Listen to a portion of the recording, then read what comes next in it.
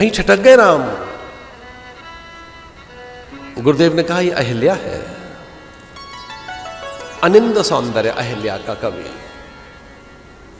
सची इंदिरा, सुरबालाएं, अप्सराएं, रंभा, तिलोत्तमा, मेनका लज्जित होती थी। जब अहिल्या की चर्चा होती स्वर्ग में तो ये अच्छा नहीं लगता था वहां की सुरबालाओं को, अप्सराओं को, रमणियों को, स्वर्ग महिषियों को, स्वर्ग की सुरबालाओं को, ललनाओं को अच्छा नहीं लगता था। सची इंदिरा को, इंद्र पत्नी को जब इन्हें अच्छा नहीं लग रहा है तो फिर बात ही नहीं करते थे। और उनके रूप सौंदर्य की चर्चा सुनकर इंद्र आ गए एक दिन। ये गौतम भार्या अपने पति के साथ यज्ञ कर रही थी, आहुति दे रही थी। भोर तो ये नहीं समझ पाए इंद्र की पूर्व की ओर से आने वाला सूर्य सच है या अहिल्या के मुखमंडल पे जो सूर्य है वो सच है। ऐसी दीप्ति, ऐसी नवलता, इंद्र ये तय नहीं कर पाए कि इनमें मूल सूर्य कौन सा है। ऐसी स्वर्ण कांति, ऐसी दीप्ति, ऐसी नवलता, ऐसा विमोहन, सम्मोहन, आकर्षण, उस कांति में कमनीयता, एक विलक्षण मादकता, मन वहीं उनका खो गया। इंद्र, सुरेंद्र, देवादिदेव जो देवताओं के स्वामी हैं वे विचलित हो गए अहिल्या के अनिंद सौंदर्य को देखकर।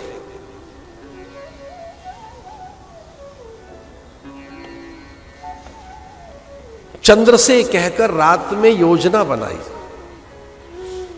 रात भर प्रतीक्षा करते रहे कि कैसे ही भोर हो और गौतम जाएं गंगा स्नान करने तो वेश बदलकर मैं अहिल्या की निकटता प्राप्त कर सकूं, गौतम बनकर। वैसे ही रूप, स्वरूप, आकृति, प्रकृति, जटाएं, भुजाएं, ओष्ठ की आकृति, नासिका, हनु, दंत पंक्ति, देह कांति, नेत्र, वैसा ही वही अनुकृति, प्रतिकृति, वैसा ही रूप, प्रारूप, स्वरूप। ये प्रतिकृति शब्द ठीक है, आकृति की प्रतिकृति, रूप का प्रारूप बनकर वो वैसे खड़े हैं, भोर की प्रतीक्षा कर रहे हैं कि मैं अहिल्या की निकटता, उसके संग का सुख लेना चाहता हूं। चंद्र को साथ ले लिया, लेकिन भोर तक प्रतीक्षा कर नहीं पाए। वो अर्धरात्रि में ही बहुत व्याकुल होकर अहिल्या को देखने के लिए, और उन्होंने चंद्र से कहा कि तुम कुक्कुट बनकर, कुक्कुट कहते हैं मुर्गा को, बांग दे, भोर होने का स्वर पैदा कर। और चंद्र ने कुक्कुट माने मुर्गा बोलता है ना भोर में, भोर हो गई तो लंबे लंबे स्वर चंद्र ने। गौतम की आंख खुली और गौतम ने कहा, ये क्या हुआ? और देखिए गौतम को जो पहला विचार आया था वो सुनने लायक है। गौतम को पहला विचार आया कि क्या अन्न दोष हो गया मुझसे कोई, क्या मैंने अन्न में कोई विकृति हो गई जिससे कि मुझे भोर में भोर का बोध नहीं हुआ। यद्यपि आधी रात थी वो, उसमें गौतम को यह लगा कि कोई अन्न की विकृति हो गई, विचार की विकृति हो गई। फिर तीसरा वो कहते हैं संग की विकृति हो गई। आज किसका मैंने संग कर लिया कि मेरी आंख नहीं खुली?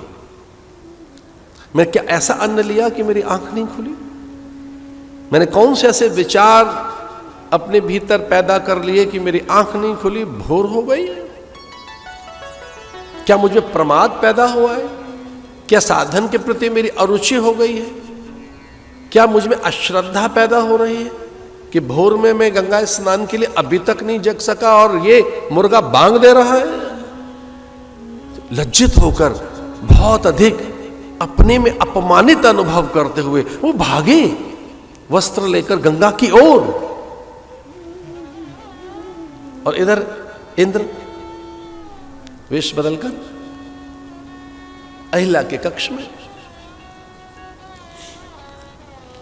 गौतम बनकर इंद्र ने गौतम का रूप धारण कर लिया।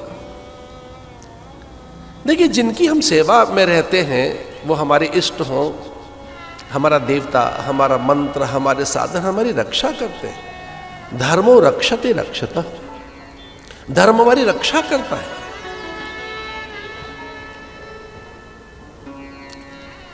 और गंगा ने रक्षा की विश्वामित्र की। गंगा का स्थिर शांत समाधित रूप जब दिखाई दिया गौतम को तो उसे लगा कि नहीं, अंबर में देखा तो अंबर में तो अर्धरात्र है, सप्तऋषि तो जस के तस है, अर्धरात्र। शनि को देखा उन्होंने, शुक्र को देखा, मंगल को देखा, बृहस्पति गुरु को देखा, काल की गणना की तो मध्यरात्र। तब उन्हें लगा कोई छल हो रहा है हमारी कुटीर में, अब कोई देव छल है ये। और वो भागे गंगा के तट से, यद्यपि डुबकी लगा चुके थे ये कहकर कि चलो चले। एक डुबकी लगाई लेकिन उन्हें लगा छल हो रहा है कोई, तो भागे। और जैसे अंदर गए कुटीर में तो अभी वो उन्हें स्पर्श करना ही चाहता था। उनकी चुबुक को छूकर हनु, चुबुक माने ये प्रदेश, और अहिल्या की आंख खुली थी। अहिल्या कल्पना भी नहीं कर सकती थी कोई परपुरुष ऐसे आ सकता है। किसी परपुरुष की उसे कल्पना भी नहीं थी अहिल्या को। पर अहिल्या व्याकुल हो गई कि जिस ढंग का स्पर्श है ये गौतम का नहीं हो सकता। इस छुअन में गौतम की संवेदनाएं मुझे नहीं अनुभव हो रही, ये परपुरुष है कोई। और वो भयभीत होकर बैठ गई। और जिस ढंग से गौतम बने हुए इंद्र के नेत्र में उन्होंने देखा और जलते नेत्र देखे, काम से थरथर गात में कंपन देखा, एक वितृष्णा हो गई उन्हें कि ये मेरे स्वामी ऐसा ऐसा क्यों कर सकते हैं। लेकिन कहीं ऐसा तो नहीं कि मैं अपने पति धर्म का निर्वाह नहीं कर रही हूं।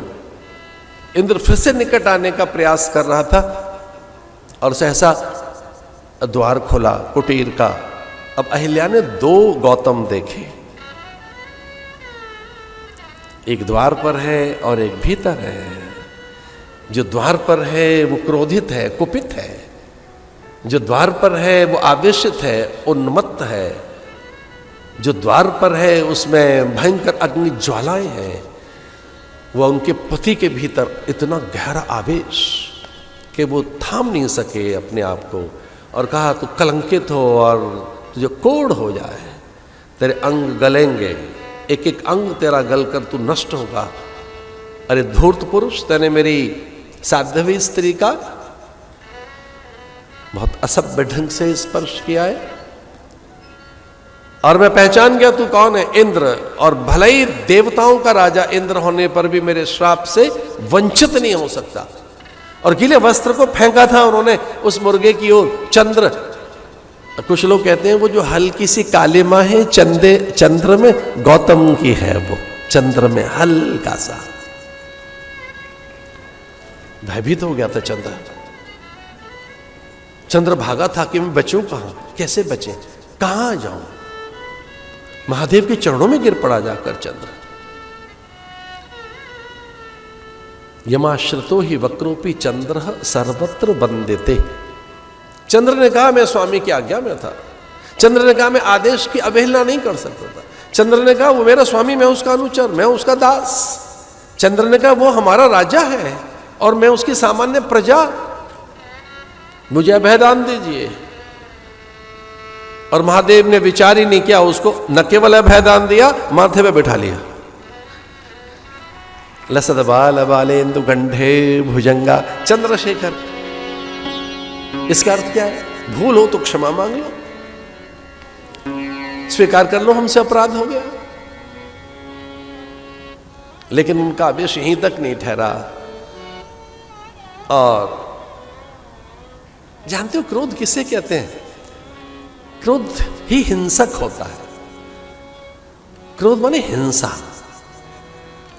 वो घातक होता है, मारक होता है, विदारक होता है, दाहक होता है। क्रोध में इतना दाह, क्रोध की जो अग्नि है, अरे ये सामान्य अग्नि तो एक बार जलाएगी फिर ठीक हो जाओगे। क्रोध की अग्नि से, श्राप की अग्नि से, प्रतिकाम की अग्नि से, प्रतिशोध की अग्नि से, प्रतिकार की अग्नि से जो जलन होती है वो कब तक रहती है? जीवन भर आप दूसरों को मान सम्मान उपहार देते जाओ, न जाने कितनी चीजें उन्हें पकड़ा दें, वो भूल जाएंगे आपकी चीजों को। एक चीज पकड़ के बैठे रहते हैं कि आपने अपमान किया था उनका। आप अपनों की सब चीजें भूल गए होंगे, अपमान नहीं भूल पाए होंगे, तिरस्कार नहीं भूल पाए होंगे। क्रोध के समय, आवेश के समय के जो शब्द हैं, जो मुद्राएं हैं, जो भंगिमाएं हैं, हमें अपनों की लंबे समय तक याद रहती है कि उन्होंने गुस्से में उंगली उठाई थी हमारे लिए, गुस्से में उन्होंने ऐसा कह दिया था, आवेश में उन्होंने ये तक बोल दिया था। तो ये जो कुछ है, इतना जो प्रतिकार का, प्रतिशोध का, प्रतिकाम का, हिंसा का, आवेश का जो भाव है, ये घृणा हम लंबे समय तक रखते हैं। हेट, अज्ञानता में हम बहुत लंबे समय तक हेट रखते हैं अपने भीतर, हेट, घृणा। और उसी के वशीभूत वो पता नहीं क्यों अपनी पत्नी को श्राप दे बैठे कि जा तू चट्टान हो जा। इतना नहीं करना चाहिए था उन्हें, सब नहीं करना चाहिए था। वो पूरे रीत गए थे, पूरे खाली हो गए थे, अशांत हो गए थे। लंबे समय तक क्रंदन करते रहे, उनकी आत्मा चित्कार करती रही, वो रोते रहे, जीवन भर दुखी रहे, वो न कुछ रहे। उन्होंने कहा मैंने क्या घोर श्राप दे दिया अपनी पत्नी को। वो इतना कह गए कि शीत में ठिठुरती रहेगी, मूसलाधार वर्षा में भीगती रहेगी, ग्रीष्म में धूप में झुलसती रहेगी। तो चट्टान तो रहेगी, पर जब गर्मी होगी तो झुलसती रहेगी धूप के समय, वर्षा होगी तो भीगती रहेगी, शीत होगा तो ठिठुरती रहेगी। तो होगी तो पत्थर, पर तुझमें मानवीय संवेदनाएं रहेंगी। तो जो मनुष्य को सुख दुख रहते हैं वो तुझे रहेंगे। वो कहती सुनो मेरी बात सुनो, मुझे अपना पक्ष रखने का अवसर दो। पर वो ऐसा नहीं कर रहे थे। और मुझे आपसे बात कहनी है, अपनों को अवसर दीजिए पक्ष रखने का, कृपया अपनों को अवसर दीजिए, आगे न बढ़ जाए कहीं। आप ऐसा ना कर बैठे कि आपसे बड़ी भूल हो, फिर आप प्रायश्चित करते रहें, क्रंदन करती रहे, आपकी आत्मा चित्कार करती रहे। और ऐसे में भगवान याद आ गए थे गौतम को कि मन शांत तो भगवत स्मरण से होता है, नाम स्मरण से होता है। बिखरा मन, टूटा मन, घायल मन, बिखर गया मन तो भगवान ही ठीक करते हैं। संसार में जब मन बिखर जाए, संसार से मन जब टूट जाए, संसार से मन जब बहुत घायल हो जाए और विश्वास चला जाए जगत से लोगों का, तब भगवान ही उसे ठीक करते हैं। बस इतना वो कह गए, अपनी नारी का परित्याग करते हुए निकल गए ये कहकर कि यहाँ घास जली हुई रहेगी, वृक्ष ठूठ हो जाएंगे, अब यहाँ कोयल नहीं आएगी, तितली नहीं आएगी, मधुमक्खियां नहीं आएंगे, भ्रमर नहीं आएंगे, गिलहरी नहीं आएगी, चींटी तक नहीं आएगी। यहाँ ये पूरा उजाड़ रहेगा, ये वंध्या हो गई धरा। मेरा घोर श्राप है, यहाँ झुलसती रहना, भीगती रहना, वर्षा में ठंड में ठिठुरती रहना। हाँ एक काम कर पाई वो, उसमें वो एक प्रकार से सफल हो गई। वो गौतम के चरण पकड़ लिए, ये कहकर के कोई मुझे उपाय तो बोलते जाओ, एक बार उपाय कोई कि मेरा तारण कौन करेगा। अब वो अंदर से तो प्रेम करते ही थे अपनी पत्नी से, लेकिन आवेश में अपने को नहीं संभाल पा रहे थे। अपनी पत्नी से तो बहुत प्रेम था ही उनका, लेकिन आवेश में वो अपने को स्थिर नहीं रख पा रहे थे।